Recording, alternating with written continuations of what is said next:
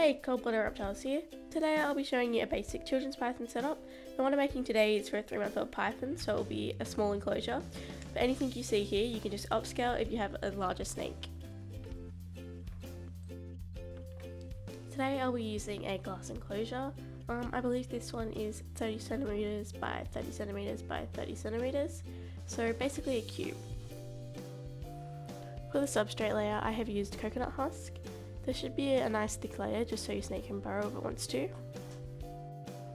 I've also blocked out through the sides with paper just because my snake is in a room where there is a fair bit of movement. You do not have to do this, this is just to minimise stress. You do not necessarily have to use a glass enclosure, I just like the look of them. So you can use a plastic tub like the one I have here. Just make sure that the sides are secure so the snake can't push the lid off and get out.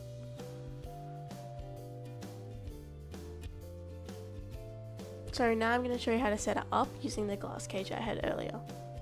So first of all, it's a pretty basic thing. You're going to need 2 hides, one to put in the cold end and one to put in the warm end. So there is a heat gradient, so the snake can thermoregulate depending on how it feels, and it has a place to be secure in both ends. I don't have 2 hides right now because the other one is my snake at the moment, but I'll bring that one in later. Next is a water bowl. It's good to put this in the cool end of the enclosure so it doesn't evaporate. I also like to use a water bowl that the snake can fit in so it can submerge itself if it wants to. Now it's time to add some fake plants. This helps clutter up the enclosure so the snake feels more secure. It also adds some nice enrichment for the snake.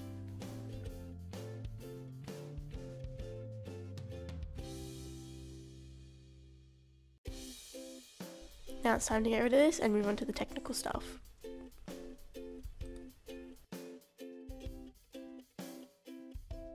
You're going to need a thermometer to measure both ends of the tank and make sure the temperatures are where they're meant to be. You can find these for really cheap or really expensive depending on what your budget is. Just don't get something that's too cheap because you do want the temperature measurements to be accurate. Next, you're going to need a heat mat to heat the warm end of the tank. It should be around 1/3 the size of the tank, and the wattage is based on how big your tank is. I also did put tinfoil on the bottom of mine because it has a sticky back and I think it would help the heat regulate upwards. That's personal preference and you don't have to do this. To ensure that heat mat doesn't get too hot and burn your reptile, you're going to need a thermostat. The one I have is by Reptile One, it's an Easy Stat. Pretty simple, you just dial it in, press set, and then put the probe between the heat mat and the tank.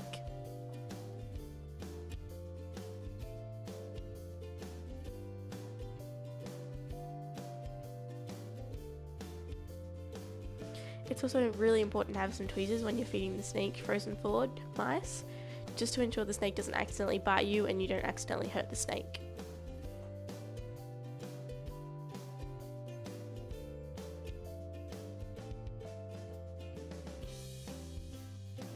Lastly, it's time for the most important part, the snake.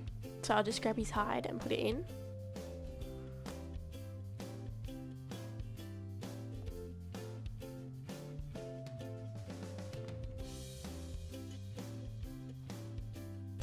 So here's my snake. He's just a 2-month-old children's python and I'm sure he's going to enjoy his enclosure.